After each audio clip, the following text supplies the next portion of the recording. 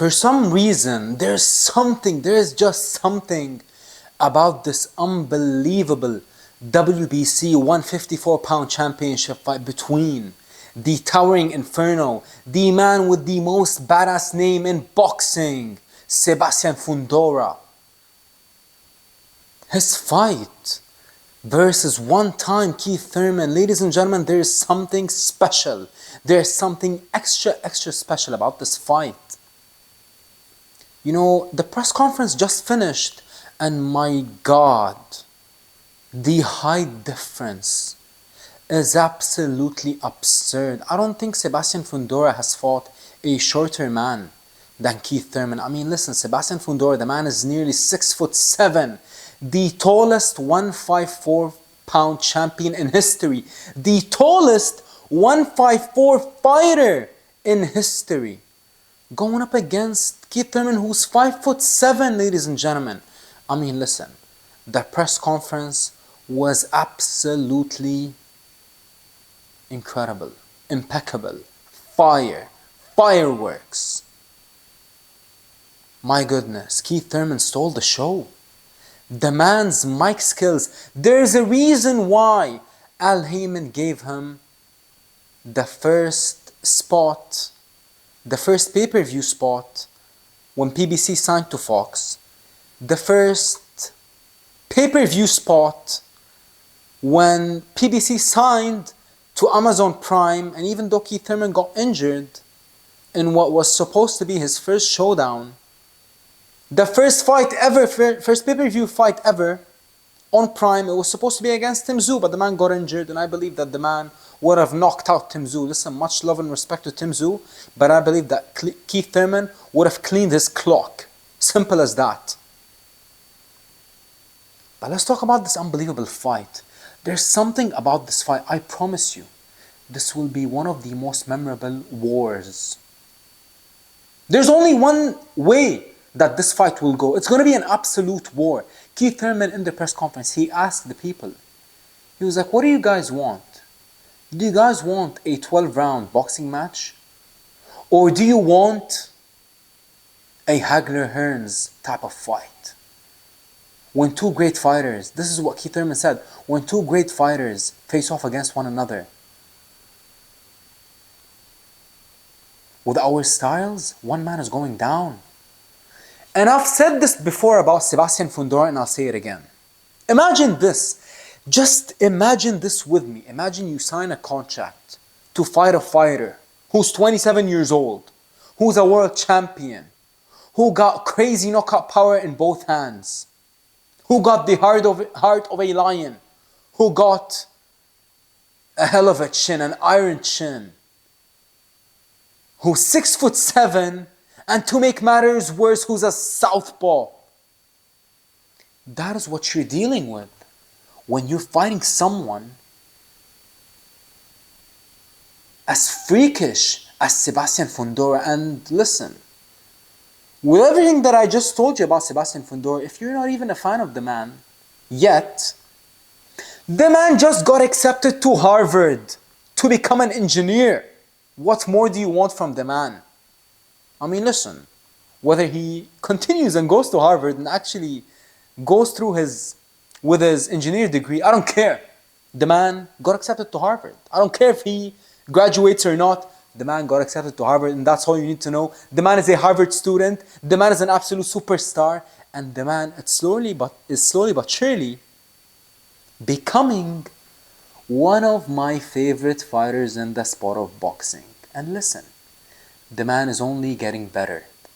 The man is getting smarter. He's getting more cerebral in the ring. He's learning from all his past mistakes. And the man might very well be the most violent and the baddest 154-pounder walking the face of the earth right now. Simply. Now, do I favor Sebastian Fundora to win this fight? Of course. Not because he's fighting Keith Thurman, but I favor him nearly against everyone. I mean, maybe not against, I don't know, maybe not against Bakram Murtazaliev, the fellow Basso of the 154-pound division, the fellow world champion, the fellow boogeyman. Maybe I favor background, but who's to say that Sebastian can beat him? But let's talk about Keith Thurman. Can Keith Thurman win this fight? Of course he can. Just like he said in the press conference, the only two fights,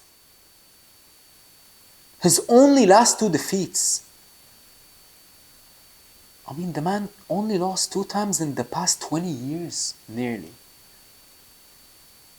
He lost in the qualifiers in the amateurs to Demetrius Andrade, a man who went on to fight at 168 pounds. And he lost to Manny Pacquiao in what was one of the closest fights you will ever see, and one of the greatest fights you will ever see. And listen, Keith Thurman is the closest thing to being undefeated without actually being undefeated. Think about it. His only loss in the professional ranks was against Manny Pacquiao, and that fight was so close, it was so competitive, that if someone comes up to me and tells me, hey, I thought that Keith Thurman won that fight, I will be like, hey, listen, I completely understand, even though I scored the fight for Manny Pacquiao. But listen, Keith Thurman put on an absolute show in that fight. And listen, I feel bad for Keith because on that night, he fought, in my opinion, one of the greatest versions of Manny Pacquiao we have ever seen. Manny Pacquiao was possessed that night. I don't know what was up with that, with Manny Pacquiao. Manny Pacquiao, shout out to the GOAT, one of the GOATs. But Manny Pacquiao had violence on his mind that night. And the man turned back time that night.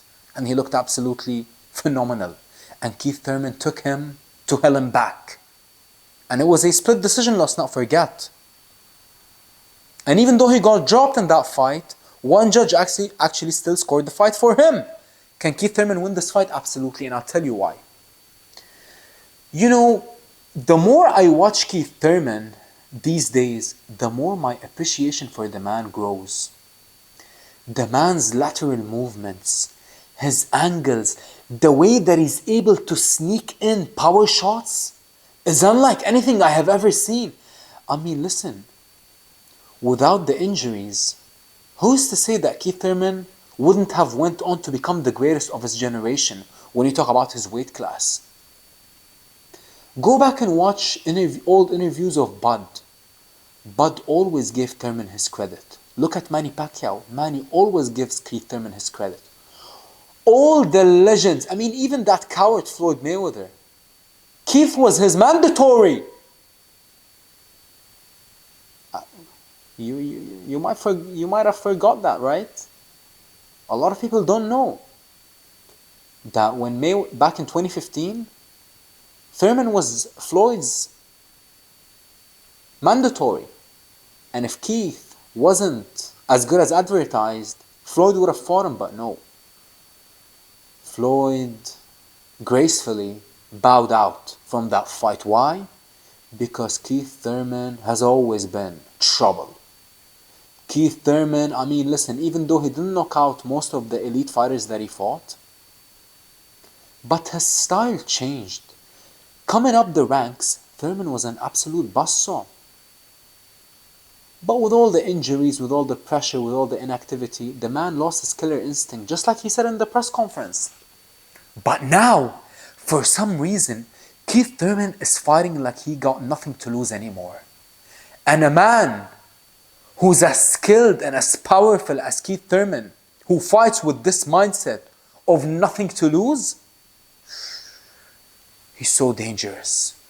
He's so powerful. He's so unpredictable. He's so charismatic inside the ring and outside the ring. And listen, when this fight got announced, I was like, this is an 80-20 fight for Sebastian Fundora. But now, I give it a 50-50 fight. 60-40 for Sebastian. Not more than that. Keith Thurman is a live dog, ladies and gentlemen.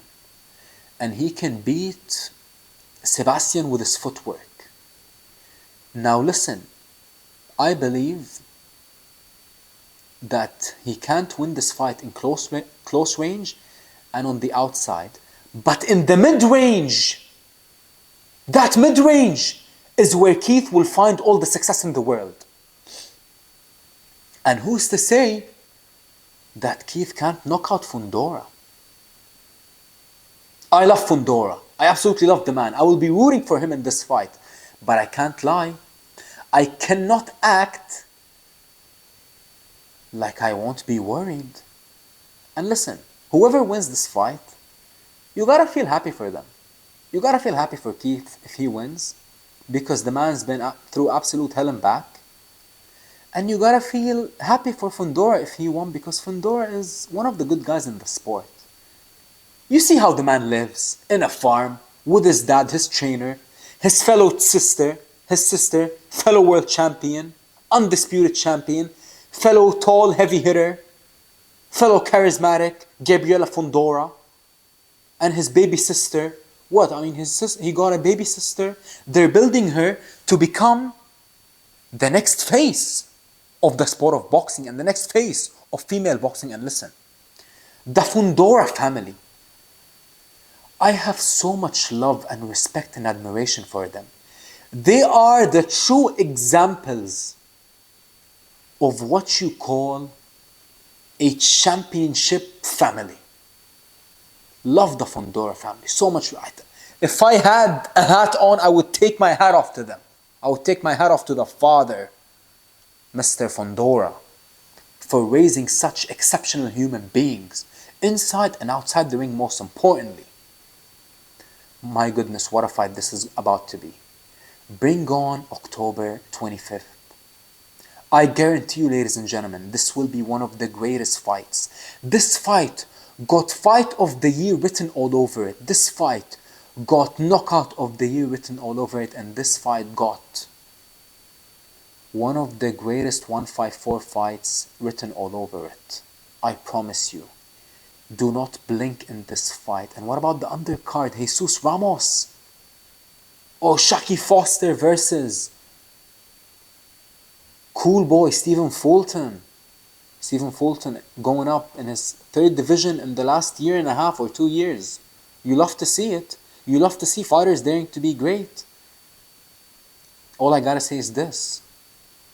Bring on this fight card, because I believe it's gonna be a violent, unforgettable, unmissable night of boxing.